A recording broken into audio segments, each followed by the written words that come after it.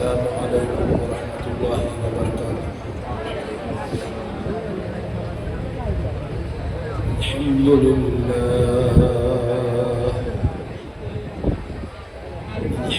للہ رب العالمین،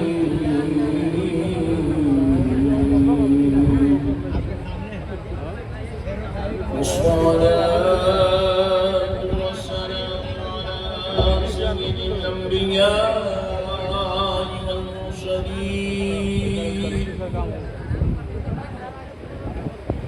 وعلى آله وأصحابه أجمعين الأطهرين.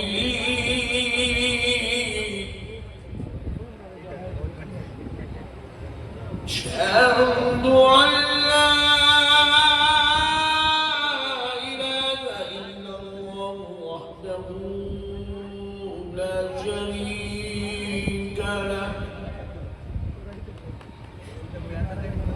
وأشهد أن سيدنا ونبينا ومولانا محمدا عبده ورسوله. أما بعد، فأعوذ بالله من الشيطان الرجيم. بسم الله الرحمن الرحيم.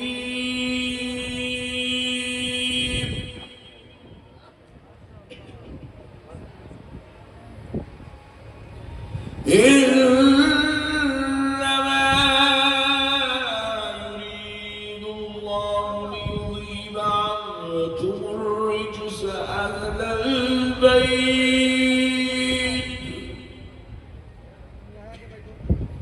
ليذهب عنكم الرجس أهل البيت، ويطهركم تطهيرا.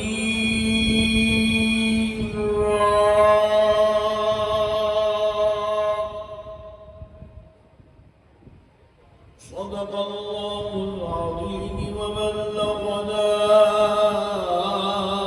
رسوله النبي الكريم، ونحن على ذلك لمن الشاهدين والشاكرين، والحمد لله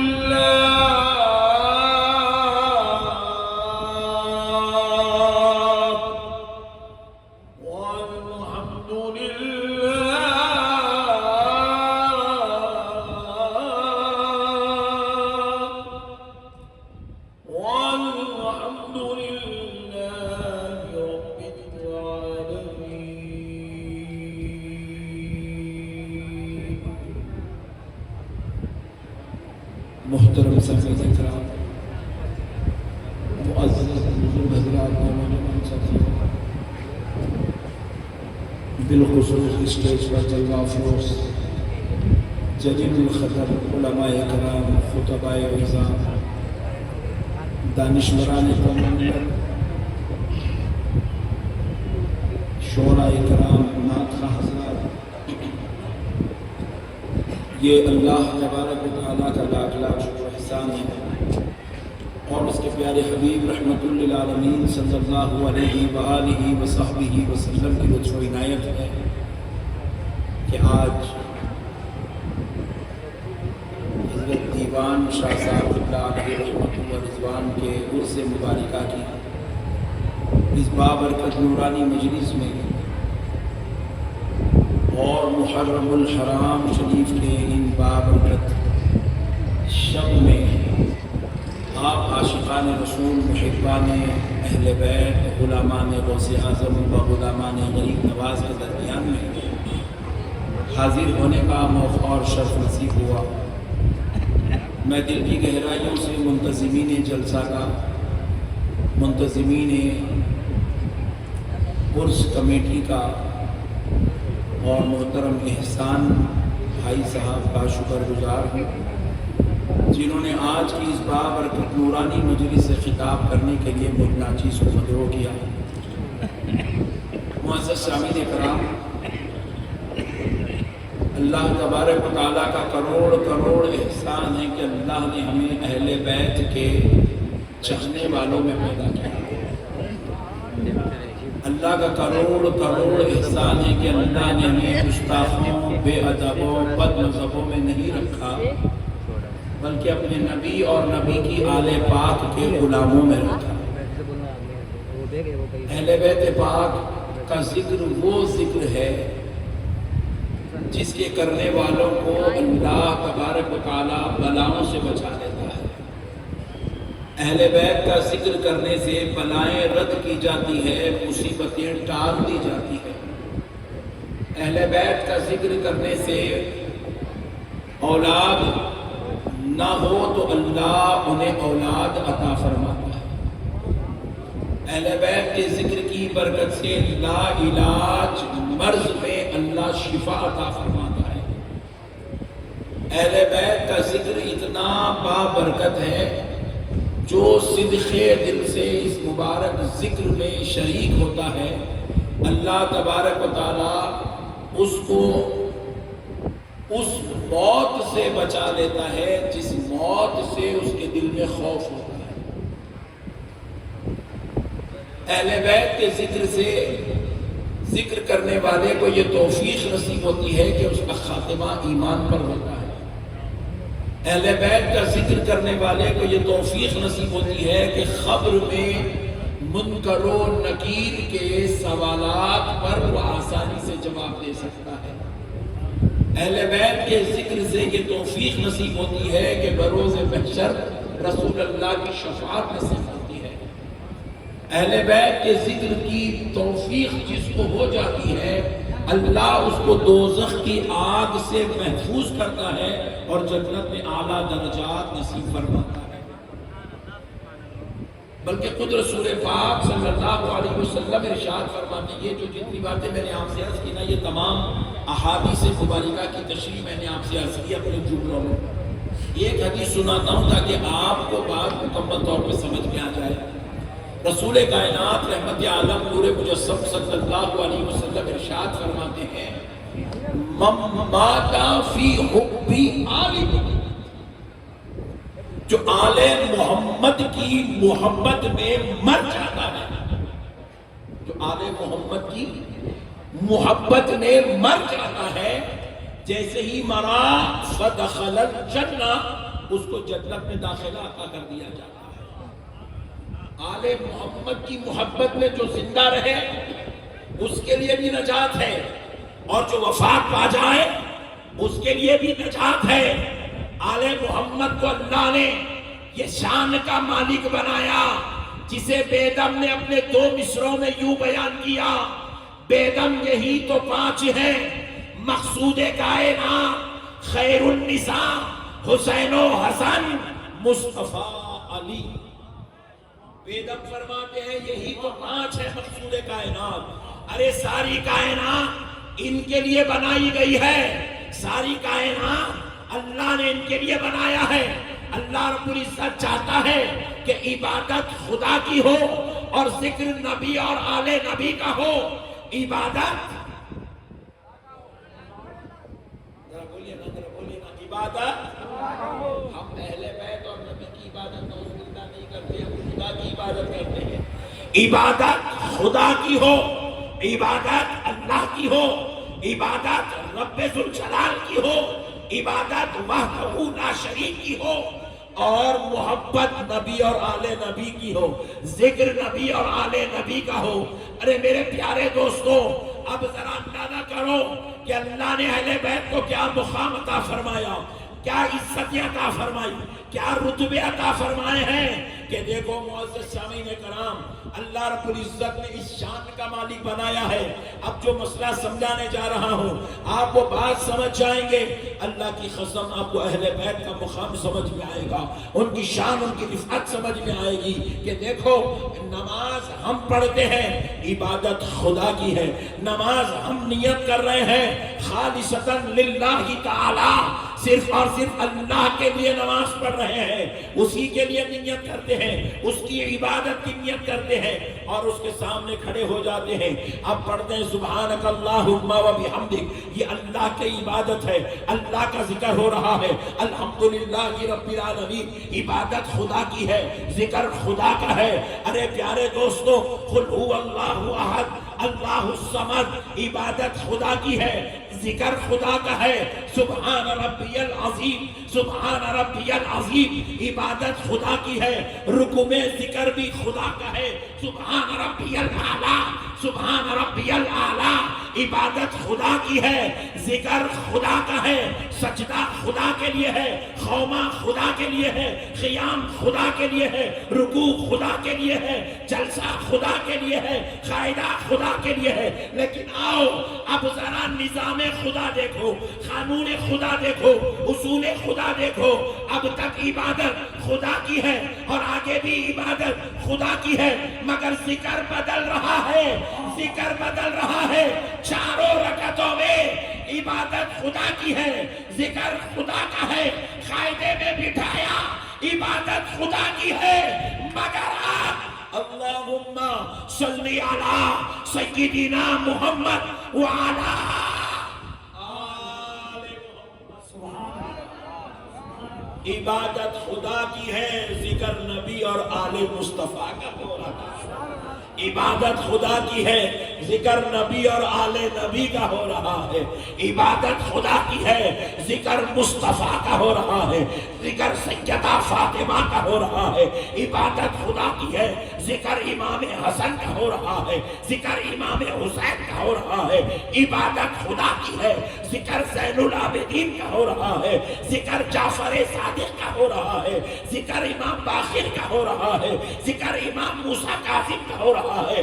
بندہ کرے نماز کے باہر، مسجد کے باہر اہل بیت کا ذکر کرے یا نہ کرے، خدا نے قانون بنا دیا، باہر تیری مرضی ہے، مسجد میں آئے گا تو ذکر اہل بیت کرے گا، یہ تیرے خدا کی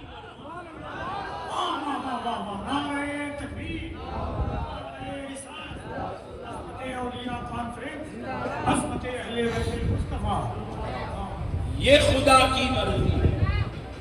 اپنی عبادت میں اللہ نے ان کا ذکر نازل کر دیا،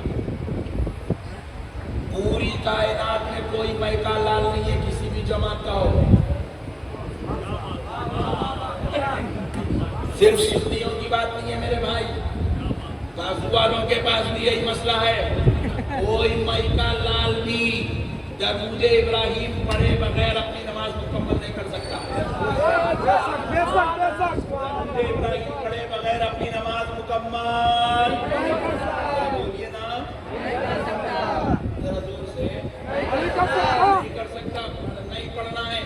رسول اللہ صلی اللہ علیہ وسلم کا ارشاد مبارک حدیث شریف ہے، آقا ارشاد فرماتے ہیں من صلی صلاۃً لم یصلی فیہا علیہ وعلی اہل بیتی، رسول اللہ فرماتے ہیں جس نماز پڑھنے والے نے نماز تو پڑھا مگر نماز میں مجھ پر علیہ، مجھ پر وعلی اہل بیتی اور میری اہل بیت پر درود نہیں پڑھا، درود نہیں پڑھا، درود نہیں پڑھا، لم تقبل من، اللہ اس کی نماز اس کے منہ پہ پھینک دیتا، اللہ اس کی نماز اس کے منہ پہ پھینک دیتا ہے۔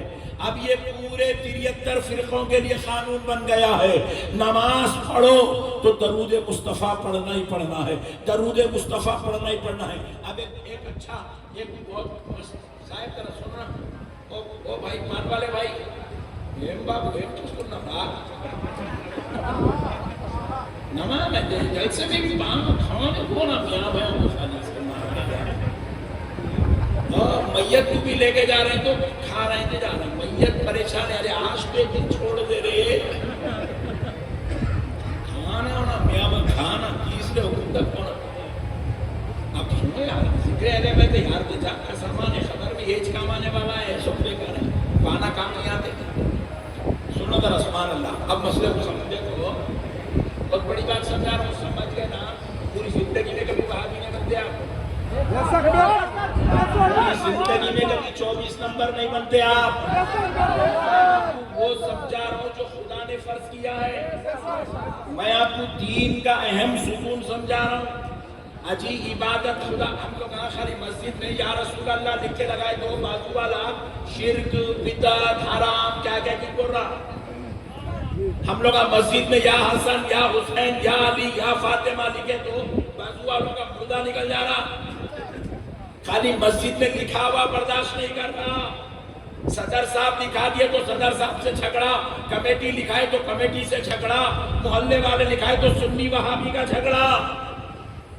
مگر ذرا غور تو کرو خدا نے کیسا نظام بنایا. اللہ کہہ رہا ہے مسجد میں لکھانا تو کجا دور کی بات ہے, ادھر آ میرے نبی کی آل کا مقام سمجھ. عبادت خدا کی ہے, ذکر فاطمہ حسن و حسین کا. اب ایک مسئلہ سمجھو, بہت بڑی بات سمجھا, ایمان تازہ ہو جائے گا آپ کا.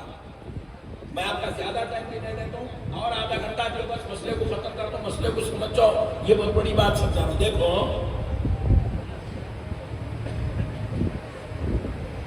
قرآن نماز میں پڑھتے ہیں نہیں پڑھتے؟ گھور کے دیکھ رہے ہیں کیا پھر پڑھتے نا بھائی. 4 رکعت سنت پڑھے تو 4 رکعتوں میں بھی قرآن پڑھتے ہیں. امام صاحب 4 رکعت فرض پڑھائے تو 2 رکعت میں قرآن پڑھتے, پھر باقی کے 2 رکعتوں میں سورہ فاتحہ پڑھتے. مگر پیارے دوستو جب قرآن کی بات آئی تو اللہ اجازت دے دیا پوری قرآن میں سے جہاں سے چاہے جو چاہے سورہ پڑھ لیتے کو اجازت ہے. جو چاہے سورہ پڑھ لے, سورہ بقرہ پڑھ لے, سورہ یاسین پڑھ لے, سورہ رحمان پڑھ لے, سورہ ملک پڑھ لے, سورہ مزمل پڑھ لے, 30ویں پارے کا کوئی بھی سورہ پڑھ لے, بندے کو اجازت ہے. بات قرآن کی آئی تو اللہ اجازت دے دیا جو چاہے پڑھ لے. چھوٹی آیتیں پڑھنا چاہ رہا تو کم سے کم 3 پڑھ لے, بڑی پڑھنا چاہ رہا تو کم سے کم 1 پڑھ لے. اجازت دے دیا. 5 پڑھنا چاہ رہا تیری مرضی, 10 آیت پڑھنا چاہ رہا تیری مرضی, پورا سورہ پڑھنا چاہ رہا تیری مرضی, صرف آیت الکرسی پڑھنا چاہ رہا تیری مرضی, سورہ کوثر پڑھنا چاہ رہا تیری مرضی. بات خدا کے کلام کی آئی تو کہا جہاں سے چاہے پڑھ لے, اجازت ہے. مگر جب بات ذکر مصطفیٰ کی آئی تو اجازت نہیں دیا, کہا خبردار پوری کائنات مل کر وہی درود پڑھے گی جو درود تیرے رب کر دیا.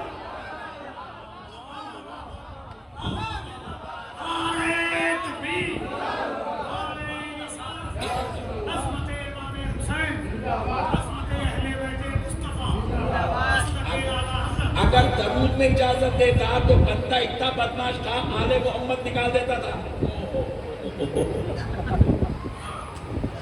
کئی لوگ درود پڑھتے ہیں احسان بھائی, اللہم صلی علی سیدنا شفیعنا حبیبنا نبینا مولانا محمد وبارک وسلم.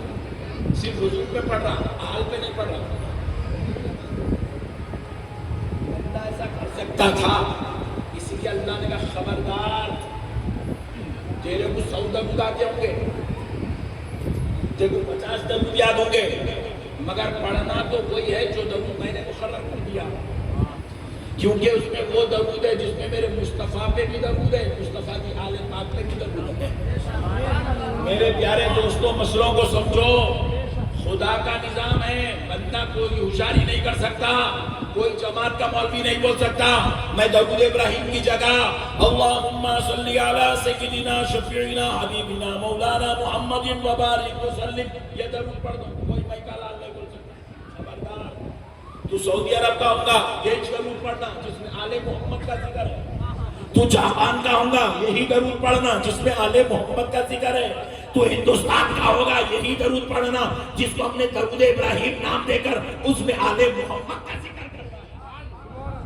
اب اس میں کسی کو اختلاف نہیں ہوا. اچھی بات ہے, پیسہ وہ چھوڑ دو, کچھ نہیں ہوتا, چھوڑ دو, کھانا کھائے دو, دھبے لگتے رہتے, سنو ادھر مسئلے کو. پیسہ تو بیٹھ جاؤ نا پلیز, نظرانے بعد میں دیکھیں, بیٹھ جاؤ بس, چھٹیاں بعد میں دیکھیں گے. بس مسئلے کو سنو یار, بہت بڑی بات سمجھا رہا, ایمان تازہ ہو جائے گا. ہر نماز میں درود ہے, چاہے وہ پنجگانہ نماز ہو, نبی کا ذکر, آل نبی کا ذکر, جمعہ کی نماز میں بھی درود, عیدین میں بھی درود, مسئلہ سنو، درود ہے مگر ایک نماز ایسی ہے جس میں قرآن کی تلاوت نہیں ہے مگر درود ہے، مگر درود ہے۔ ایک نماز ایسی ہے جس میں رکوع نہیں ہے مگر درود ہے۔ ایک نماز ایسی ہے جس میں سجدہ نہیں ہے مگر ذکر اہل بیت ہے۔ ایک نماز ایسی ہے جس میں خوما نہیں ہے مگر فاطمہ حسن و حسین پہ درود پڑھایا جا رہا ہے۔ ایک نماز ایسی ہے جس میں خیرہ نہیں ہے مگر درود ہے۔ اجی ذرا غور کرو، ایک نماز ایسی ہے جس کے اندر سجدے نہیں ہے، سبحان ربی الاعلیٰ نہیں ہے مگر درود ہے۔ آپ پوچھے کون سی نماز؟ جنازے کی نماز۔ بولو کون سی نماز؟ جنازے کی نماز۔ ہم بولے اللہ جب رکوع نہیں ہے تو رکوع کی تسبیح بھی نہیں ہے، جنازے میں رکوع نہیں ہے تو رکوع کی تسبیح نہیں ہے، جبکہ رکوع کی تسبیح اللہ کا ذکر ہے، سبحان ربی العظیم۔ سجدہ نہیں ہے تو سجدے کی تسبیح نہیں ہے، سجدے میں ذکر کس کا ہے؟ اللہ کا۔ اللہ نے کہا سجدہ نہیں تو سجدے کی تسبیح نہیں، رکوع نہیں تو رکوع کی تسبیح نہیں، خوما نہیں تو خومے کی تکبیر نہیں، مگر سن بندے اس نماز میں قاعدہ نہیں ہے، قاعدہ نہیں ہے، مگر جو قاعدے میں پڑھتا تھا وہ تجھ سے خیال میں پڑھایا جائے۔ وہ جو قاعدے میں درود پڑھتا تھا اب قاعدہ نہیں ہے تو درود نہیں ہے، ایسا نہیں، اللہ کہہ رہا ہے قاعدہ نہیں ہے تو خیام میں کھڑا کر کے تجھ سے درود پڑھایا جائے گا۔ ہم نے پوچھا اے اللہ یہ درود کیوں پڑھوا رہا ہے؟ تو رب نے جواب دیا، رب نے جواب دیا کیونکہ بندے تیری نماز قبول ہوتی ہی اسی درود مقدس کے صدقے۔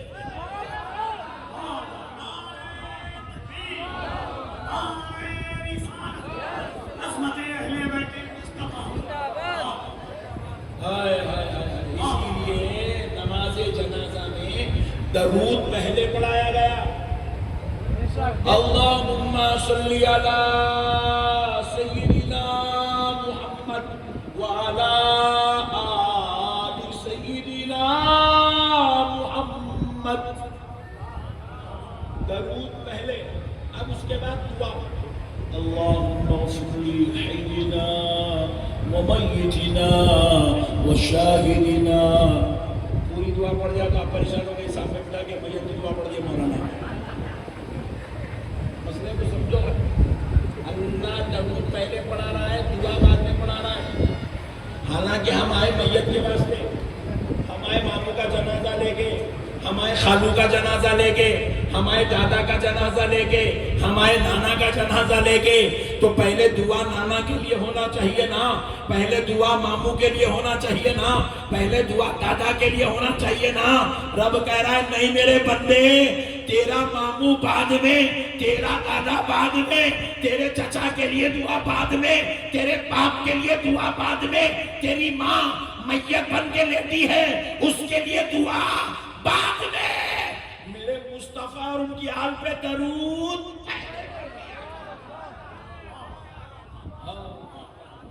میرے مصطفیٰ پہ درود پہلے پڑھو، میرے نبی کی آل پہ درود پہلے پڑھو۔ ہم نے پوچھا اے اللہ میں تو اپنی ماں کے غم میں ہوں، اپنے باپ کے غم میں ہوں، دعا پہلے کروں گا۔ تو کہا بدبخت اگر خالی دعا کرے گا تو قبول نہیں کروں گا، میرے مصطفیٰ پہ درود پڑھ، نبی کی آل پہ درود پڑھ، اس درود کے صدقے میں تیری ماں کے 70 سال کے گناہ بخشش ہو۔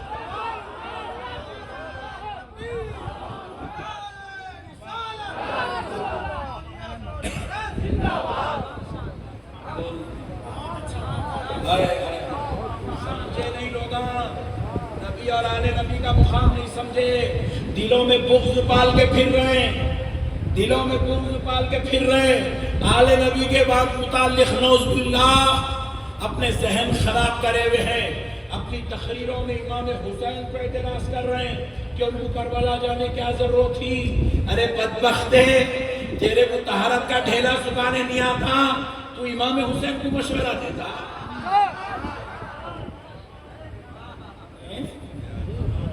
مدینے میں رہ کے جنگل نہ تھا، کربلا کو کہیں کو گئے؟ ارے بے وقوف، تو کیا جانتا ہے حسین کا جو قدم اٹھ رہا تھا کربلا کی طرف، اللہ کی قسم وہ حسین نہیں اٹھا رہا تھا، حسین کے خدا نے حسین کو اسی کام کے لیے تو پیدا کیا تھا۔ حسین کا فیصلہ خدا کا فیصلہ ہے، حسین کا ارادہ خدا کا ارادہ ہے، حسین کا حکم خدا کا حکم ہے، حسین کا چلنا خدا کا چلانا ہے، حسین کا سوچنا خدا کا ذہن دینا ہے، حسین کا بولنا خدا کی طرف سے ہے۔ ارے حسین نے جو کیا اللہ کی قسم آج اسی کا صدقہ ہے، 1400 سال بعد بھی مظفر پور میں اتنے مسلمان نظر آ رہے ہیں۔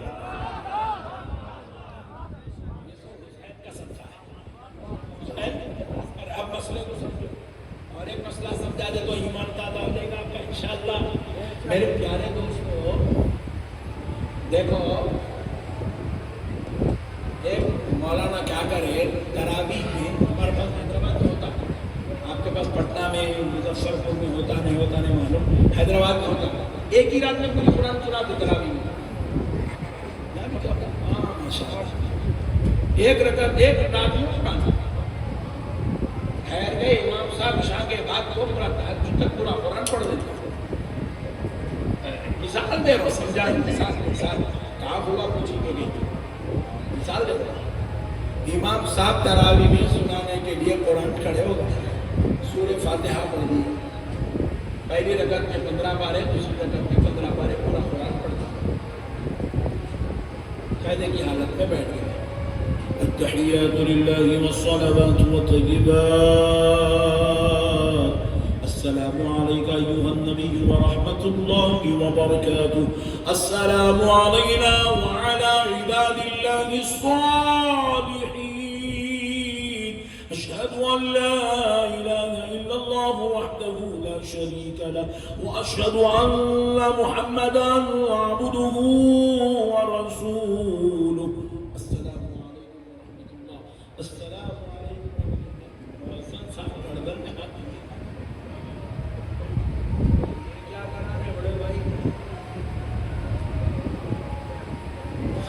تشہد پڑھا، تحیات پڑھا، سلام پھیر دیا، ابراہیم بیت میں پڑھا رہے کھولے،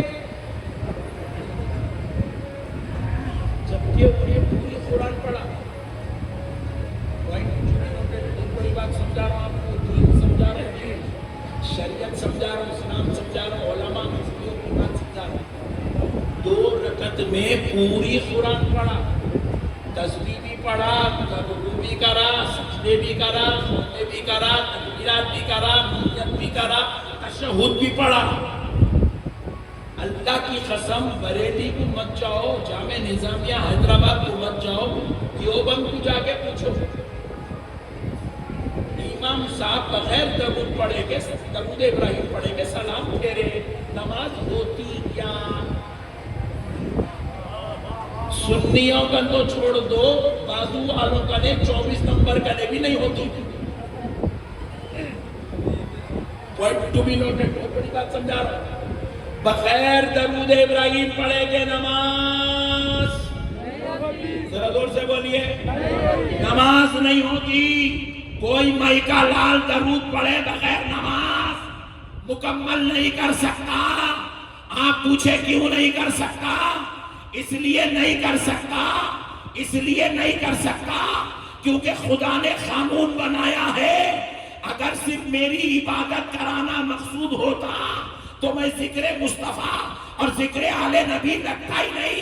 میرے بندے، عبادت میری کرانا ہے، سجدے مجھے کرانا ہے، رکوع میرے لیے کرانا ہے، قیام میرے لیے کرانا ہے، مگر یہ قبول اسی وقت ہوگا جب تو خیمے میں بیٹھ کے میرے محمد کا، اس کی آل پاک پر دم کا نظرانہ پیش کرے۔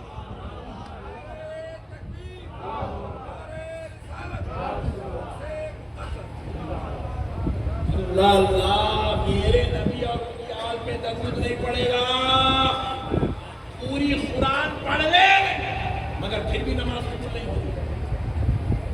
درود ابراہیم کی اہمیت، ذکر رسول، ذکر اہل بیت کی اہمیت بتا رہا ہوں آپ کو۔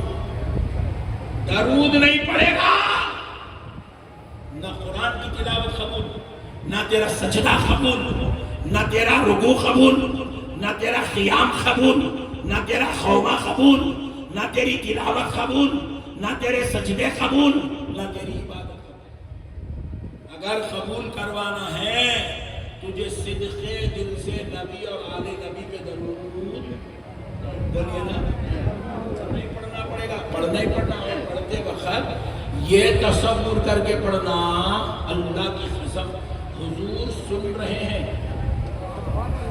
اور اہل بیت پاک کی بارگاہ میں ہم درود کا نذرانہ پیش کر رہے ہیں۔ یہ تصور کے ساتھ پڑھو، اللہ اس تصور کی برکتیں بھی آپ کو۔ اب آپ پیارے دوستو ایک اور مسئلہ سن لو، ایمانداری سے بولو، اللہ اور اس کے رسول حاضر ناظر جان کے صحیح صحیح بولنا، کوئی آدمی غلط نہیں بولیں گا۔ جنت میں کس کو جانا ہے ذرا ہاتھ اٹھاؤ۔ سبحان اللہ، نہیں اٹھائے تم ٹینشن تو لکھ رہا مسئلہ، جنت میں جانا ہے نا، سبحان اللہ، چھوڑ دو۔ اب مسئلہ سنو، دیکھو شریعت اللہ نے بنائی ہے، قانون اللہ نے بنایا ہے، اصول اللہ نے بنائے ہیں، اللہ تبارک و تعالیٰ کا دستور ہے، خدا کا بنایا ہوا نظام ہے۔ اس مسئلے میں بندے کا کوئی دخل نہیں ہے۔ جو خدا کا بنایا ہوا نظام و قانون ہے، جو رب کے دیے ہوئے اصول ہیں، بندے کو اسی کے مطابق زندگی گزارنا ہے، اور یہ اصول ساری کائنات کے بندوں کے اوپر لازم ہے، واجب ہے، قانون خدا کا ہے۔ اس میں کوئی بندہ کسی قسم کی تبدیلی اور اپنی طرف سے کوئی حماقت بولیے نہیں کر سکتا۔ جیسے اصول ہے اسی کے مطابق زندگی گزارنا ہے۔ اب ذرا غور کیجئے، میں کچھ ایسی بات بتا رہا ہوں جس میں آپ کو اہل بیت مصطفیٰ کا مقام سمجھ میں آئے گا، نبی کی آل پاک کی شان سمجھ میں آئے گی، ان کے رتبے، ان کی رفعت، ان کے درجات آپ کو سمجھ میں آئیں گے۔ اب ذرا غور کیجئے گا پیارے دوستو، دیکھو آپ پورا مظفر پور، پورا پٹنہ، پوری بہار، پورا ہندوستان کے ایک ایک قبرستان کا دورہ کر لو، کسی بھی قبرستان کی کسی بھی میت کی قبر کی تختی پر آپ کو جنتی لکھا ہوا نہیں ملے گا۔ نہیں سمجھ نہیں بات آئی؟ سبحان اللہ، جنتی لکھا ہوا نہیں ملے گا آپ کو، کوئی بھی جنتی لکھا ہوا نہیں دیکھ سکتے ہیں۔ ہر آدمی اپنے اپنے باپ کے نام کے ساتھ، ڈاکٹر ہو تو ڈاکٹر لکھیں گا، انجینئر ہو تو انجینئر لکھیں گا، مفتی ہو تو مفتی صاحب قبلہ مرحوم بول کے لکھیں گا، اگر ولی ہو تو ولی کامل صوفی باصفا لکھیں گا، اور بڑے درجے کے ولی ہو تو خطب الاقطاب لکھیں گا، غوث زمانہ لکھیں گا، غوث الوقت لکھیں گا، ابدال لکھیں گا، اوتاد لکھیں گا، نوجبا لکھیں گا، نوخبا لکھیں گا، مگر خدا کی قسم کوئی اپنے باپ کی، اپنے مرشد کی، اپنے پیر کی تختی کے ساتھ خبر پہ جنتی یا لکھتے گا بہار میں؟ اللہ تیرا شکر، اچھے لوگ آئے۔ دیکھو جنتی نہیں لکھ سکتے، کیوں؟ کیونکہ جنتی کون ہے کون نہیں ہے یہ فیصلہ آپ محشر میں ہوگا، یہ فیصلہ اللہ محشر کے دن کرے گا کہ آپ جنتی ہیں یا آپ جہنمی ہیں، آپ کا ساتھ کیا حشر ہونے والا ہے فیصلہ محشر میں ہوگا۔ کہ مگر پیارے دوستوں مسئلے کو سمجھو، جب بات ہماری آ گئی، جب بات ہمارے باپ دادا کی آ گئی، جب بات ہمارے پیروں کی آ گئی، جب بات ہمارے علماء کی آ گئی، جب بات ہمارے صالحین کی آ گئی، تو فیصلہ نہیں کیا جائے گا کہ جنتی ان کے نام کے ساتھ نہیں لکھا جائے گا، جنتی مارے کسی کے ساتھ نہیں لکھا جائے گا جنتی، مگر سنو قسم رب ذوالجلال کی، سب کے لیے قانون ایک ہے، مگر جب بات خاندان مصطفیٰ کی آتی ہے، اہل بیت پاک کی آتی ہے، جب بات حضرت فاطمہ اور ان کے بچوں کی آتی ہے، تو قربان جاؤ مسلمانوں، حسن و حسین، فاطمہ یہ وہ لوگ ہیں دنیا میں آئے تو ان کے رب نے ان کو جنتی جوانوں کے سردار ہونے کی سعادت عطا فرما دی۔ ارے کسی کے نام کے ساتھ جنتی نہیں لکھ سکتے، سب کو محشر میں فیصلہ دیا جائے گا، مگر فاطمہ اور ان کے بچے وہ ہیں جن کو دنیا میں ہی صرف جنتی نہیں، جنتی جوانوں کا سردار کہا جا رہا ہے، ان کو جنتی عورتوں کا سردار کہا جا رہا ہے۔ ان کے لیے فیصلہ ہو گیا، یہ جنتی عورتوں کی سردار ہے۔ فاطمہ سیدۃ النساء اہل الجنہ، الحسن والحسین سیدا شباب اہل الجنہ۔ اب ذرا غور کرو پیارے دوستو، اور ایک مسئلہ سن لو، کچھ اللہ کے محبوب اور بھی ہیں جن کو دنیا میں جنت کی بشارت دی گئی ہے۔ رسول اللہ کہہ رہے ہیں ابو بکر آپ جنتی ہو، عثمان آپ جنتی ہو، عمر آپ جنتی ہو، علی آپ جنتی ہو، سعد بن ابی وقاص آپ جنتی ہو، اے عبد الرحمن ابن عوف آپ جنتی ہو، اے ابو عبیدہ بن جراح آپ جنتی ہو، اے سعد بن ابی وقاص آپ جنتی ہو، اے طلحہ آپ جنتی ہو۔ ذرا غور کرو پیارے دوستو، یہ جنت کی خوشخبریاں عشرہ مبشرہ میرے مصطفیٰ دنیا میں دے رہے ہیں، آپ جنتی ہو، آپ جنتی ہو، آپ جنتی ہو، آپ جنتی ہو۔ ذرا غور کرو، ان عشرہ مبشرہ کو، حضرت ابو بکر وغیرہ کو جنت کی خوشخبری کون دے رہا ہے؟ حضور کون دے رہے ہیں؟ ذرا بولیے نا، اور ذرا زور سے، حضور دے رہے ہیں۔ ابو بکر آپ جنتی ہو، عمر آپ جنتی ہو، ان کو خوشخبری جنت کی مصطفیٰ دے رہے ہیں۔ مگر جب بات خاندان مصطفیٰ کی آئی، نبی کی آل پاک کی آئی، تو اللہ کہہ رہا ہے صحابہ کو جنت کی خوشخبری آپ نے دی ہے۔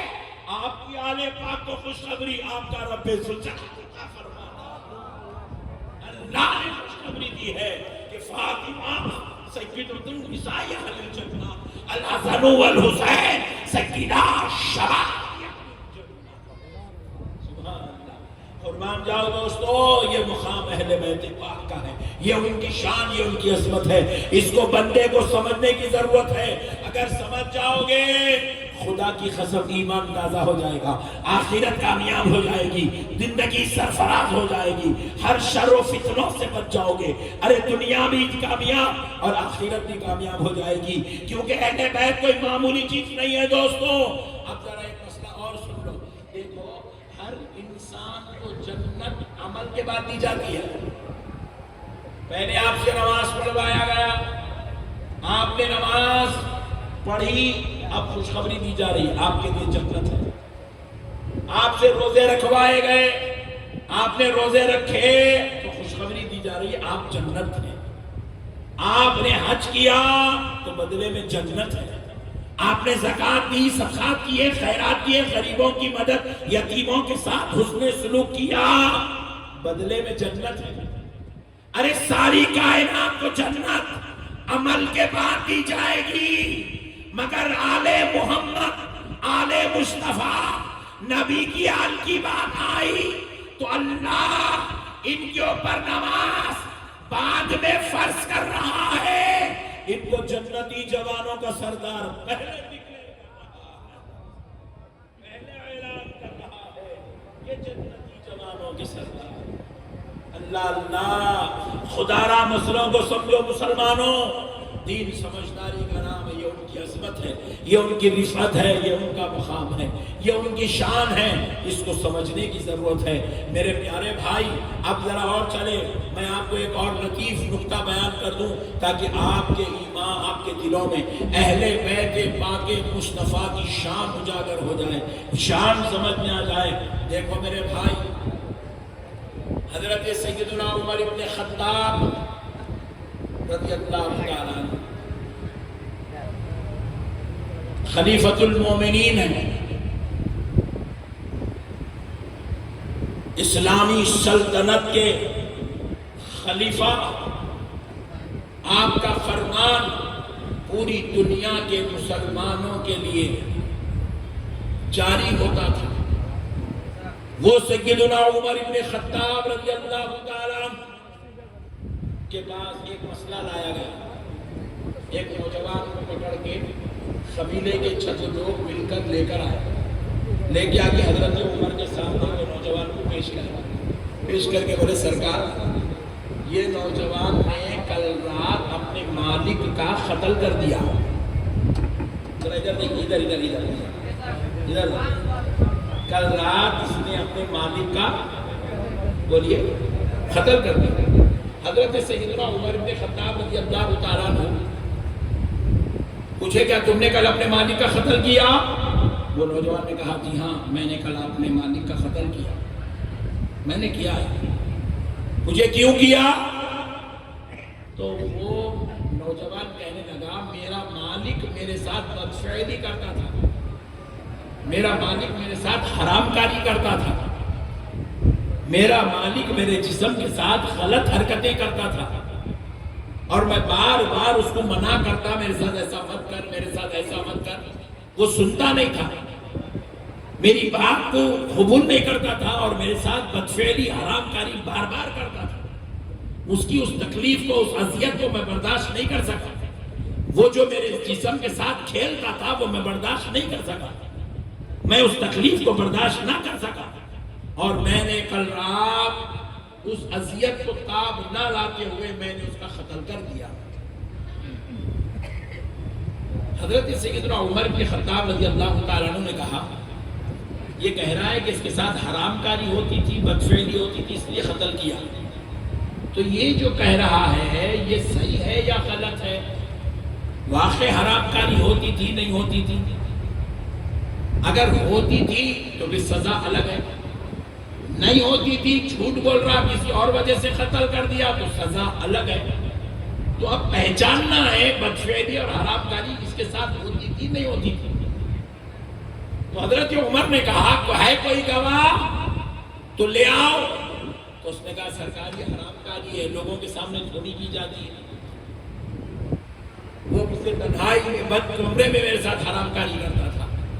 تو حضرت عمر نے کیا کیا؟ سنو مومنوں، سمجھو دین کو، مسلمانوں، سیدنا عمر ابن خطاب نے چاہا کہ پہچانا جائے اس کے ساتھ حرام کاری بدفعلی ہوتی تھی یا نہیں ہوتی تھی، کیونکہ وہ ٹیکنالوجی کا دور نہیں تھا. اب اگر کوئی لڑکی آ کے بولی میرے ساتھ ریپ ہوا بولے تو 5 منٹ میں رزلٹ آ جاتا. یہ ٹیکنالوجی کا دور ہے، دواخانے کو لے کے جاتے ٹیسٹ کرتے لا کے بولتے ریپ ہوا نہیں ہوا 5 منٹ میں رزلٹ دے دیتے. وہ دور میں تو ٹیکنالوجی نہیں تھی. کیسے پہچانا جائے کہ اس کے ساتھ بدفعلی حرام کاری ہوتی تھی کہ نہیں؟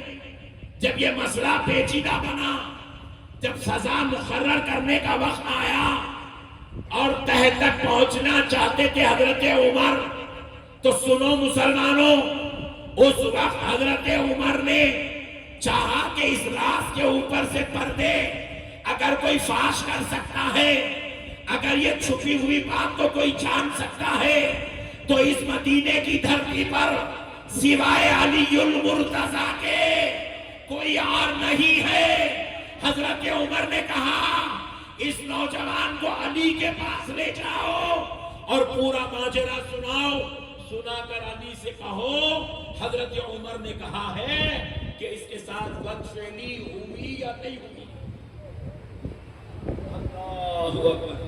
حضرت علی کے پاس اس نوجوان کو لایا گیا، لا کے پورا ماجرا سنا ہے. تو حضرت علی اس وقت تلاوت قرآن فرما رہے تھے. سن کے حضرت علی نے کہا اچھی بات ہے، اس نوجوان کو لے جاؤ، ایک جھاڑ سے بند کے رکھو اور 3 دن کے بعد اس کو لے آنا. ضرورت کے تحت اس کو کھول دو، پھر بند کے رکھو. 3 دن کہیں بھاگ نہ جائے ادھر ادھر، اس لیے بند کے رکھو. 3 دن کے بعد لے کے آؤ. حضرت علی کا حکم سن کے وہ قافلہ چلے گیا. 3 دن تک پھر وہ نوجوان کو پکڑ کے لے کے آئے. حضرت علی کو بولے حضور آپ فرمائے کہ 3 دن کے بعد آؤ. ہم 3 دن کے بعد آئے. پہچاننا ہے کہ اس کے ساتھ حرام کاری بدفعلی حرام کاری ہوئی نہیں ہوئی. حضرت علی نے کہا اچھی بات ہے چلو. 3 دن کے بعد حضرت علی کیا کرے؟ وہ قبرستان کو گئے جہاں پہ وہ مالک کو دفن کرے تھے. قبرستان گئے جہاں مالک کو دفن کرے تھے. وہ مالک کی دفن کرے سے جگہ حضرت علی رضی اللہ تعالیٰ عنہ نے کہا اس خبر کو کھودو. خبر کھو دی گئی. قبیلے والے خود وہ مالک کو دفن کرے تھے جس کا مرڈر ہوا. خبر کھولے تو دیکھے وہاں پہ اس کی میت نہیں ہے. میت کر کے پورا قبیلہ پریشان ہوگا, پورے لوگ پریشان ہو. ارے بھائی ہم اپنے ہاتھوں سے گاڑے, میت نہیں ہے, خالی خبر پڑی میں نے گیا کہاں ٹینشن میں, اور اس کو 3 دن سے ہم بن کے رکھے ہوئے, انہیں بھی کچھ کرا نہیں, میت گئی کہاں. پریشانی کے عالم میں حضرت علی نے کہا پریشان مت ہو, چلو واپس. آئے مدینہ منورہ حضرت عمر کے پاس. حضرت سیدنا علی المرتضیٰ نے کہا اے عمر, اس نوجوان کے ساتھ بدفعلی ہوئی ہے, حرام کاری ہوئی ہے. تو حضرت عمر نے پوچھا علی یہ کیسے پہچانا گیا کہ اس کے ساتھ حرام کاری اور بدفعلی ہوئی؟ تو سیدنا علی المرتضیٰ نے کہا سنو عمر, اے لوگوں سنو, میرے مصطفیٰ نے مجھ سے ایک بار کہا تھا اگر کوئی شخص, کوئی مرد کسی مرد کے ساتھ حرام کاری کرے گا, بدفعلی کرے گا, تو اس کا جنازہ 3 دن کے بعد اس کی خبر سے نکال کر لوتیوں کی خبر میں منتقل کر دیا جائے گا. اس لیے مجھے وہ بات یاد تھی تو میں نے 3 دن کے بعد خبر کھدوائی, دیکھا کہ میت خبر میں ہے کہ نہیں ہے. خبر میں میت نہیں ہے تو میں نے پہچان لیا واقعی یہ لوتی قوم کا تھا اور یہ بچے کے ساتھ بدفعلی اور حرام کاری کیا. پتا کیا چلا؟ بڑے بڑے اکابر صحابہ, شیخین قریبین, سید الصحابہ جیسی جلیل القدر ہستیوں کو جب کوئی مسئلہ درپیش ہوتا تو وہ بھی مسئلہ علی المرتضیٰ سے حل کروا لیا کرتے تھے. وہ بھی قوم کو علی کے پاس بھیجتے تھے, جاؤ یہ مسئلے کا حل دنیا میں کہیں اور نہیں ہے, تو وہ علی المرتضیٰ کے پاس ہے. اسی لیے تو میرے مصطفیٰ نے کہا تھا من کنت مولاہ فہذا علی مولاہ. پھر اس کے بعد نبی پاک نے کہا انا مدینۃ العلم وعلی بابھا, میں علم کا شہر ہوں, علی اس کا دروازہ. میرے پیارے بھائیوں, اہل بیت کوئی معمولی ہستیوں کا نام نہیں ہے, کوئی معمولی لوگوں کا نام نہیں ہے. یہ وہ عظیم المرتبت ہستیاں ہیں, یہ وہ بابرکت شخصیات ہیں جن کے ذکر کو بھی اللہ نے شان کا مالک بنا دیا. ایک حدیث شریف ہے جس کی سند میں یہ نام آئے ہیں. حضرت نبی پاک علیہ السلام نے فرمایا, حدیث ہے, حضور کا قول ہے, حضور نے فرمایا, حضور سے حضرت علی نے روایت کیا, علی سے امام حسن نے روایت کیا, امام حسن سے امام حسین نے روایت کیا, امام حسین سے امام زین العابدین نے روایت کیا, امام زین العابدین سے امام باقر نے روایت کیا, امام باقر سے امام جعفر الصادق نے روایت کیا. امام جعفر الصادق کے بعد ایک راوی ہے, وہ بیان کرتے ہیں کہ سنو, اس حدیث میں جو سند آئی ہے کہ علی, نبی سے علی نے روایت کیا, علی سے حسن نے, حسن سے حسین نے, حسین سے زین العابدین, زین العابدین سے باقر نے, باقر سے جعفر صادق نے. یہ اتنے مقدس نام ہیں, اگر ان ناموں کو پڑھ کر کسی دیوانے پر پھونک دیا جائے, اللہ اس کو ہمیشہ کے لیے شفا عطا فرمائے. اللہ اس کا مجنون پر, اس کا دیوانہ پن ختم کر دے. ایسی بابرکت ہستیاں ہیں, ان کے ناموں میں بھی اللہ نے شفا رکھا ہے, ان کے ناموں میں شفا رکھا ہے, ناموں میں. اسی لیے آپ غلام حسین ہیں, غلام اہل بیت ہیں, اپنے بچوں کے نام حسن رکھو, اپنے بچوں کے نام حسین رکھو, اپنے بچوں کے نام فاطمہ رکھو, اپنے بچوں کے نام زینب رکھو, اپنے بچوں کے نام رقیہ رکھو, اپنے بچوں کے نام کلثوم رکھو, اپنے بچوں کے نام حمزہ رکھو, اپنے بچوں کے نام علی رکھو, اپنے بچوں کے نام مرتضیٰ رکھو, کیونکہ رب نے یہ ناموں کو بھی عظمت والا, شان والا بنایا ہے. خالی نام کے تعلق سے ایک روایت سنا تو آپ تعجب میں پڑ جائیں گے. سنو, دیکھو, رسول اللہ صلی اللہ علیہ وسلم جب دنیا میں تشریف لائے, پھر اس کے بعد آپ کی دختر بھی دنیا میں آئی, آپ کے نواسے بھی دنیا میں آئے. حضور کے دنیا میں آنے سے پہلے 1,24,000 پیغمبر دنیا میں آئے, حضرت آدم سے لے کے حضرت عیسیٰ تک. 1,24,000 پیغمبروں کے ماننے والے ان کے چاہنے والے، ان کا کلمہ پڑھنے والے، ان کی شریعت کو فالو کرنے والے لاکھوں کروڑوں اربوں ہیں، لیکن اللہ نے نبی اور نبی کے نواسوں کے نام کا انتظام ایسا کیا، وہ 1,24,000 پیغمبر بھی ان کی امت کے اولیاء اور مومنین میں کسی کا نام بھی اللہ محمد رکھنے نہیں دیا، کسی کا نام بھی محمد رکھنے نہیں دیا، نہ کسی پیغمبر کا نام محمد ہوا، نہ کسی پیغمبر کے کسی امتی کا نام محمد ہوا۔ اللہ نے کہا خاص یہ نام میرے مصطفیٰ کے لیے ہے، میں نے اپنے حبیب کے لیے منتخب کیا ہے، کوئی دوسرا یہ نام نہیں رکھے گا۔ پھر دوسری بات، نبی پاک صلی اللہ علیہ وسلم کے دونوں نواسے حسن و حسین، یہ ناموں کا انتخاب بھی اللہ نے کیا۔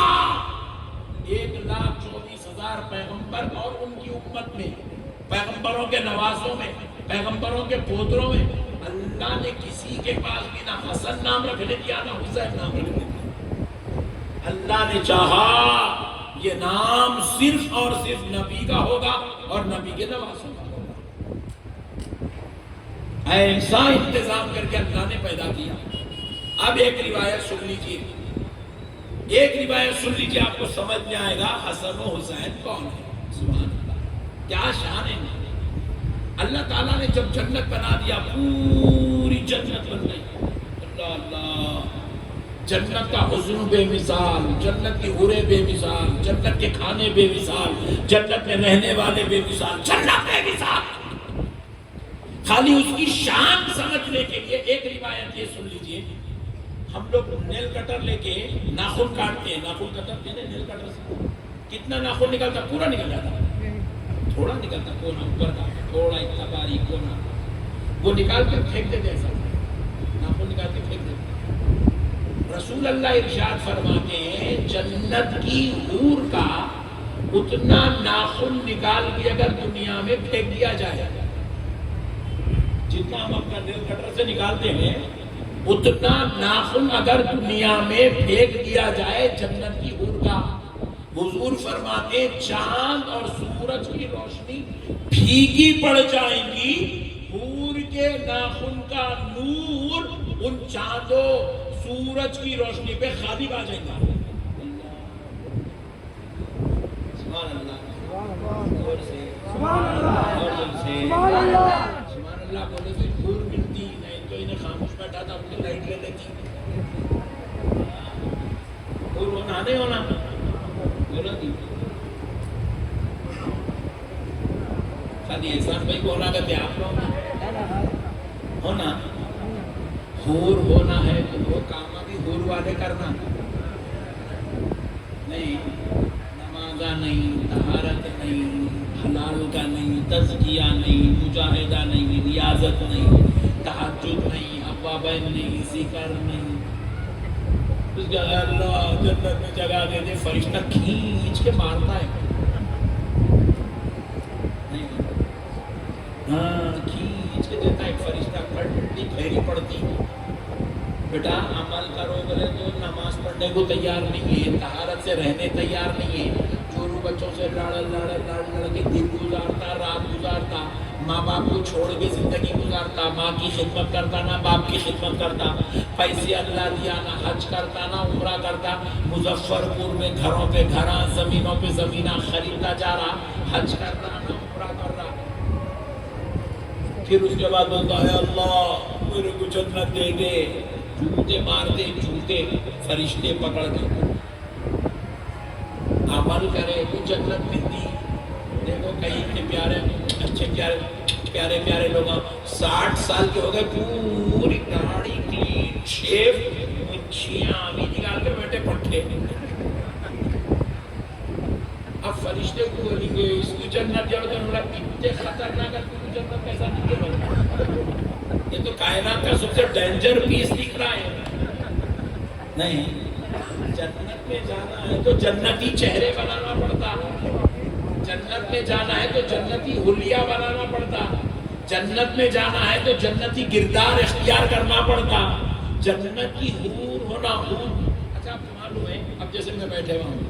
یہ کرسی کے پیچھے کون سا کپڑا ہے آپ کو نہیں دکھ رہا؟ دکھ رہا؟ بولو جی، بولو جی. نہیں دکھ رہا. کیوں نہیں دکھ رہا؟ ہمارا جسم جس میں کثیف ہے، ہم ٹھہر گئے تو پیچھے کی چیز نہیں دکھتی، مگر حور لطیف ہے. حور ٹھہرنے کے بعد بھی حور کے پیچھے کیا ہے دکھے گا. حور ٹرانسپرنٹ ہے، ٹرانسپرنٹ آئینے کی جیسی. نئی بات سمجھ. حدیث شریف میں ہے حور کے پیر کی نلیوں میں جو گود ہے نہیں، وہ گود بھی نظر آتا کبھی. اللہ اکبر، اتنی ٹرانسپرنٹ ہے وہ. انہیں ملنا بولے تو یا اس کو ٹرانسپرنٹ رکھنا پڑتا تھی، پاک رکھنا.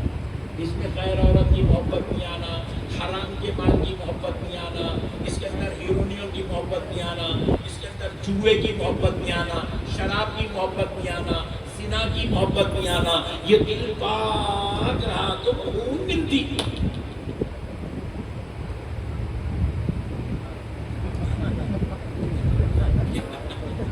اچھا بول رہے تھے مولانا، ادھر کہیں کو آگے بول رہے نہیں. ہاں بھائی، ہمارے پاس جلسے بولے تو جان دے دیں گے. ابھی دیکھو ایک بھائی ہمارا 2000 روپے آن لائن لے لو، آف لائن 50,000 لے لو. بھائی سے بولو دے دیں گے ہم. جلسہ بولو ایسے سال میں 10 جلسے کرائیں گے. نقشبندی صاحب کا اتنا نظرانہ وہ اتنا دے دیں گے. نماز وہ بات نہیں کرنا. توبہ حج دیکھی گا. ابھی تو کیا ہے، اللہ ریور کے 60 کے ہوئے اپن دیکھی نہیں.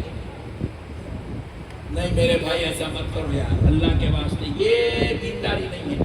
یہ جلسہ کرنا، یہ عالموں کو بلانا، یہ جلسے کرنا، یہ نذرانے دینا، یہ فرض نہیں ہے. مؤذن کی آواز پہ 5 مرتبہ مسجد کو پہنچنا یہ فرض ہے، یہ ضروری ہے. اس کے بغیر اللہ کی قسم اللہ راضی ہونے والا نہیں ہے، نہیں ہے، نہیں ہے. ہماری مسجدیں بددعائیں کر رہی ہے محلوں کے لیے. ہماری مسجدیں ویران پڑی ہوئی ہیں. امام صاحب نماز پڑھ رہے ہیں، امام صاحب کے پیچھے 4 مصلی ہے فجر نماز میں، 12 مصلی ہے ظہر میں، 10 مصلی ہے مغرب میں، 15 مصلی ہے عشاء میں. ختم ہو گئی نماز مومنوں کی. جبکہ وہ علاقے کے اندر 5000 مسلمان ہیں. 5000 مسلمانوں میں سے 2500 آئے، 2500 نہیں آ رہے بولے تو بات سمجھ میں آتی ہے. 5000 میں سے 25 آ رہے ہیں، باقی کے پورے مسلمان سوتے پڑے ہوئے. رات رات بھر ہم جلسہ سنیں گے، رات رات بھر کاروبار کریں گے، رات رات بھر چبوتروں پہ بیٹھنے تیار ہے، ٹریولنگ کرنے تیار ہے، سفر کرنے تیار ہے، مگر خدا کی قسم ظہر کی فجر کی نماز پڑھنے تیار نہیں. پھر ہم آرزو کرتے ہیں اللہ کاروبار میں برکت دیتے، اللہ کی جا. ارے یہ اللہ کی رحمت ہے، یہ رحمت للعالمین کی رحمت کا صدقہ ہے کہ ہمیں پھر بھی الحمدللہ اللہ یہاں بیٹھنے کا موقع دیا ہے، اللہ جینے کا موقع دے رہا ہے، اللہ کاروبار کرنے کا موقع دے رہا ہے، اللہ تجارت کا موقع دے رہا ہے، اللہ دولت بھی دے رہا ہے، گھر بار بھی چلا رہا ہے. خدا را مسلمانوں، اللہ کا واسطہ توجہ کرو، ذکر و اذکار کی طرف توجہ کرو. میرے بھائی اپنے باطن کو بہتر کرو، اللہ اور اس کے رسول کو راضی کرنے کی کوشش کرو. بس اب آخری بات سن لو، ایمان تازہ ہو جائے گا. کربلا کے میدان سے ہمیں کیا درس لینا چاہیے، ہمیں کیا سبق لینا چاہیے. بس اب آخری ایک پیغام سنا دیتا ہوں، اس کے بعد بات ختم کرتا ہوں. سنو میرے بھائی، میدان کربلا میں حضرت امام حسین کے ساتھ جو بابرکت ہستیاں اور شخصیات کربلا کے لیے تشریف لے گئی تھی کربلا کی طرف، ان میں حضرت ام البنین رضی اللہ تعالی عنہ. یہ کون ہے؟ حضرت علی کی زوجہ سیدہ فاطمہ الزہرا. جب دنیا سے رخصت ہو گئی، پردہ فرمائی، تو اس کے بعد حضرت علی نے دوسرا نکاح کیا تھا، وہ حضرت ام البنین سے کیا تھا. کیا نام تھا ان کا؟ ذرا بولیے. حضرت نہیں، یہ نام یاد نہیں رہتے ہمارے بھائیوں کا. کئی لوگ تو پہلی بار سن رہے زندگی میں. نہیں، حضرت ام البنین حضرت علی کی زوجہ ہے. حضرت فاطمہ کے بعد حضرت ام البنین سے نکاح کی. ایک شان بیان کر دیتا ہوں انشاءاللہ ایمان تازہ ہو جائے گا. دیکھیے اب ہم لوگ اس میں سے جتنے بھی شادی شدہ ہیں ہم لوگ اب پورے ہم لوگ اب دوسری شادی کرنا چاہیں تو کر سکتے ہیں نہیں کر سکتے. ارے بولو جی حیرت کی کھا رہے نہیں دیکھ رہے تمہارے بیگم بولو کر سکتے نا احسان بھائی کر سکتے بولو نا. ہاں احسان بھائی بھی کر سکتے دوسری شادی کر سکتے بھائی. ایک صاحب بولے مولانا دوسری شادی کرنا تو بیگم کی پرمیشن لینا تھا. حوالہ ہو گیا خبر میں گئی بھی تو پرمیشن نہیں دیتی بیگم. بیگم سے اجازت لینا شریعت کا کوئی رول نہیں ہے. دوسری شادی کرنا دل بولا خاموش کر لینا. پوچھنا پوچھانے کی ضرورت بولے جی کہیں لیں گے شہر میں جا کے مسئلہ سمجھا رہا ہوں دین کا خالی دل کے لیے کرو بول کے نہیں بول رہا ہوں. سبحان اللہ کہیں شروع ہو جائے گے پٹھے کل سے. تو دوسری شادی کر سکتے. شریعت میں بیوی سے اجازت دینا کوئی ایسا اصول نہیں ہے کر سکتے. مگر حضرت علی کو پیارے مصطفیٰ نے کہا علی جب تک میری بیٹی فاطمہ بخیر حیات ہے آپ دوسرا نکاح نہیں کرتے. اللہ اکبر. علی آپ نہیں کرنا کیونکہ میرے علی اگر آپ دوسرا نکاح کریں گے نا میری بیٹی کو تکلیف ہوگی اور وہ تکلیف اللہ کو گوارا ہے نہ رسول اللہ کو گوارا. اللہ حضرت علی بھی نہیں کرتے تھے مگر یہ مسئلہ اس لیے بولا گیا تاکہ لوگوں کو حضرت فاطمہ کی شان معلوم ہو. حضرت فاطمہ کا مقام معلوم. ان کو تکلیف دینا اللہ کو بھی گوارا نہیں ہے رسول کو بھی گوارا. تو حضرت امام حسین کی گردن کاٹی گئی ان کے شہزادوں کے گلے کاٹے گئے تو کتنی تکلیف ہوئی حضرت فاطمہ. اور ویسے گلے کاٹنے والوں کو یہ بازو والے چلی چور ان کو بول رہے ہیں امیر المومنین یزید رحمت اللہ تعالیٰ اللہ کی لعنت کرے تیرے اوپر وہ تیرے یزید کے اوپر. بدبخت ہے تو حضرت غریب نواز کو رحمت اللہ علیہ نہیں بول رہا. فلسفہ کو رحمت اللہ علیہ نہیں بول رہا. امام اعظم ابو حنیفہ کو نہیں مان رہا. امام شافعی امام مالک امام حنبل کو نہیں مان رہا. اور وہ جہنمی کتا اس کو رحمت اللہ علیہ بولتا. مسئلہ کو سمجھو مسلمانوں. یہ بازو والے بڑے مکار ہیں فتین ہیں بدخصلت بدمزاج. ان کا کام صرف دین کے اندر بگاڑ اور فتنے پیدا کرنا مسلمانوں کے عقیدوں کو تباہ اور تاراج ہلاک و برباد کرنا مسلمانوں کے اندر فتنے پیدا کرنا. جس کو پوری دنیا گمراہ کہتی رہی کافر کہتی رہی لعنتی کہتی رہی مردود کہتی رہی ابلیس نما کہتی رہی بدعقیدہ بدمزاج بدخصلت ذلیل اور رذیل کہتی رہی. یہ بازو والے بے وقوف اس کو رحمت اللہ علیہ بول رہے ہیں اس کو امیر المومنین بول رہے ہیں. پیارو مسئلوں کو سمجھو. تو ہوا کیا حضرت علی کی زوجہ حضرت ام البنین اور ان کے 4 بیٹے. کتنے؟ پہلے بیٹے حضرت عباس علم بردار. یہ حضرت عباس کون ہے؟ حضرت علی کے بیٹے. حضرت امام حسین اور حضرت عباس کے والد ایک ہے حضرت علی. والدہ الگ ہے حضرت فاطمہ حسین کی والدہ ہے. حضرت ام البنین عباس کی والدہ ہے مگر والد دونوں کے ایک ہیں. اب سنو حضرت علی کے 4 بیٹے. پہلے بیٹے کا نام عباس علم بردار. دوسرے بیٹے کا نام ابو بکر. تیسرے بیٹے کا نام عمر. چوتھے بیٹے کا نام عثمان. یہ 3 نامہ حضرت علی خود اپنے بچوں کے رکھے کیونکہ حضرت علی جانتے تھے قیامت کے قریب ایک فتنہ پھیلے گا کہ میری محبت میں ابو بکر و عمر کو لوگ گالیاں دیں گے. میری محبت میں لوگ ابو بکر و عمر کا بغض دل میں پالیں گے. میری محبت میں حضرت عثمان کے ساتھ بغاوت کریں گے. اسی لیے حضرت علی نے اپنے بچوں کے 3 نام رکھ کے دنیا کو بتا دیا دنیا والوں تم مجھ سے محبت کرتے ہو اور میں ابو بکر و عمر اور عثمان سے محبت کرتا ہوں. اس لیے میں ان کے نام اپنے بچوں کے نام رکھ رہا ہوں. اللہ اکبر اللہ اکبر. تو اب یہ 4 بچے اور ان کی والدہ حضرت ام البنین 5. میدان کربلا میں جو کربلا کے میدان کا اور معرکے کا جو سانحہ پیش آیا، اس کا کمانڈر اینڈ چیف یزیدیوں کی طرف سے ایک بدبخت، بد مزاج، بد خصلت، بد جنور، اس کا نام تھا ابن زیاد، عبداللہ ابن زیاد، ابن زیاد، عبید اللہ ابن زیاد. یہ ابن زیاد جو تھا، اس نے کیا کیا، یزید کو ایک لیٹر لکھا، کیونکہ یزید کربلا کو آیا نہیں، دمشق میں بیٹھا ہوا تھا. انہیں لیٹر لکھا، لیٹر لکھ کے بولا حضرت امام حسین کے قافلے میں میرے خاندان کے 5 لوگ آ گئے، میں چاہتا ہوں کہ آپ ان 5 کو امن دو، سلامتی دو، اور یہ میرا لیٹر ہے، اس میں ان 5 کے نام ہیں، آپ اس کے اوپر دستخط کرو، مہر لگا دو، تاکہ وہ امن کے ساتھ کربلا سے مدینے کو واپس چلے جائیں. تو وہ 5 کے نام لکھا. کون تھے وہ 5؟ حضرت ام البنین، حضرت عباس علمبردار، حضرت ابو بکر، عمر اور عثمان. یہ 5 تھے. نام لکھ کیا ہم نے، لکھ کے بولا ان 5 کو امن کی دو. یزید کیا کرا، مہر لگا دیا، دستخط کر دیا، دے دیا، یہ 5 کو امن ہے، لے کے جاؤ.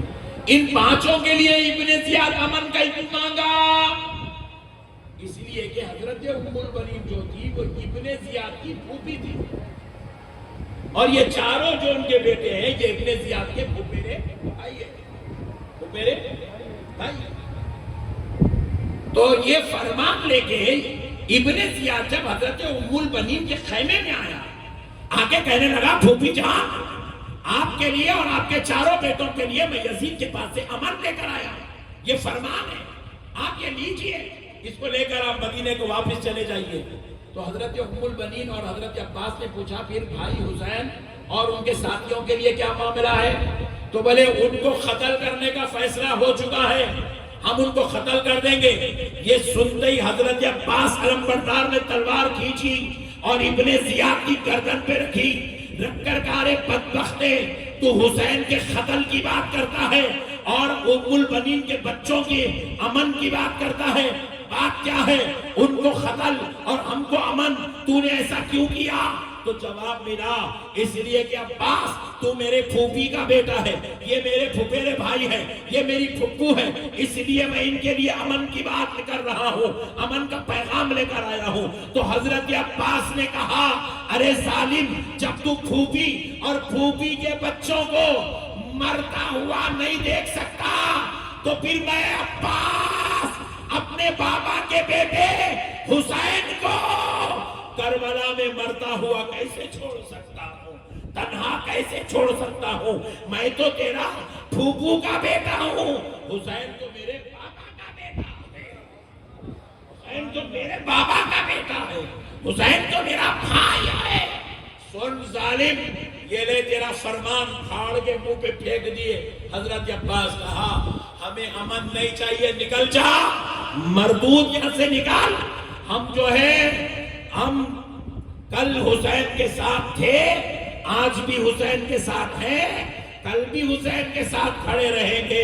اور سن لے، حسین تک پہنچنے کے لیے تجھے علی کے ان شہزادوں کے لاشوں میں سے گزرنا پڑے. تیرا مقابلہ ہم سے پہلے ہوگا اور بعد میں حسین سے ہوگا. حضرت عباس علمبردار نے قیامت تک آنے والے مسلمانوں کو یہ پیغام دیا، مسلمانوں، حسین اور تمہارے رشتہ داروں کے بیچ میں اگر کوئی آتا ہے تو اللہ کا واسطہ، اگر تمہارے رشتہ دار حسین کی محبت میں رکاوٹ بنتے ہیں تو رشتہ داروں کو چھوڑ دو، باپ آئے تو باپ کو چھوڑ دو، بھائی آئے تو بھائی کو چھوڑ دو، رشتہ دار آئے تو رشتہ دار کو چھوڑ دو، مگر حسین کو نہیں چھوڑنا، کربلا والوں کو نہیں چھوڑنا، آل نبی کو نہیں چھوڑنا. کیونکہ کسی کا باپ کسی کو جنت میں نہیں لے کے جائے گا، جو بھی جنت میں جائے گا وہ حسین کے نانا کی شفاعت پا کے جنت میں جائے گا. اس لیے دوستو، امام حسین بیت سے محبت کرو، اہل بیت سے محبت کرو. یہی پیغام کربلا سے امام حسین نے دیا ہے. آج ہم حضرت دیوان شاہ صاحب کے عرس میں آئے ہیں. دیوان شاہ صاحب کا عرس ماہ محرم کی مقدس تاریخوں میں شاید اللہ نے اسی لیے رکھا عرس دیوان شاہ کا ہو اور ذکر اہل بیت پاک کا ہو. عرس دیوان شاہ کا ہو، ذکر فاطمہ اور فاطمہ کے لالوں کا ہو، تاکہ تمہارے لیے ہمارے لیے نجات کا سامان، بخشش کا سامان، مغفرت کا سامان بنے اور ہمارے لیے جنت میں درجات بلند ہو. وما علینا الا البلاغ والحمد للہ رب العالمین.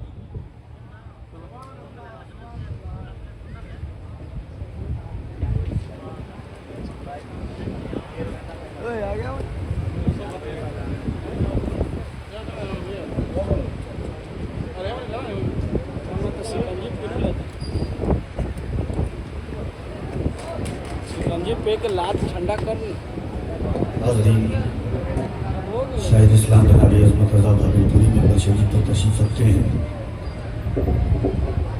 اس وقت ہندوستان کا سب سے قیمتی لہجہ اور بلا مبالغہ اس وقت ہندوستان میں سب سے زیادہ انقلابیت اور آفاقیت کے ساتھ حضور کی مدح و ثنا کرنے والی آواز عظمت رضا بھاگل پوری ممبر شریف پر تشریف رکھتے ہیں. ان کو آپ کو سننا ہے صرف 2 شعر کے لیے، کیونکہ احسان بھائی